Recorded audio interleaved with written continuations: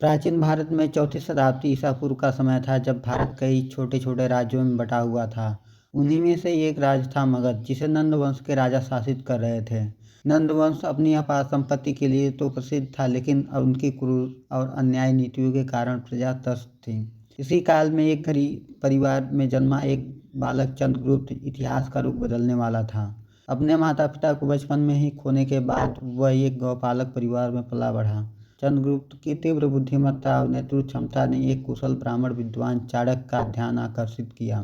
चाणक्य, जो नंद राजा द्वारा अपमानित किए गए थे, वे नंद वंश को समाप्त करने की प्रतिज्ञा ली थी।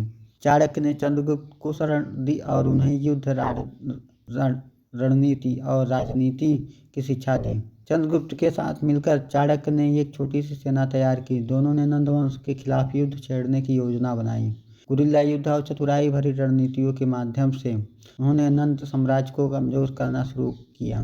धीरे धीरे उन्होंने कई क्षेत्रों पर कब्जा कर लिया और अंततः मगध की राजधानी पाटलिपुत्र की ओर बढ़े। एक भयंकर युद्ध के बाद नंद वंश का अंत हुआ और चंद्रगुप्त मौर्य ने मगध के सिंहासन पर अधिकार कर लिया।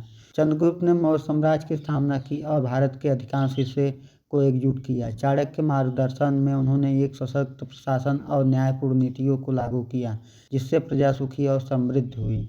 चंद्रगुप्त मौर्य का जीवन इस बात का प्रमाण है कि साहस, दूरदृष्टि और परिश्रम से कोई भी बड़ा लक्ष्य प्राप्त किया जा सकता है।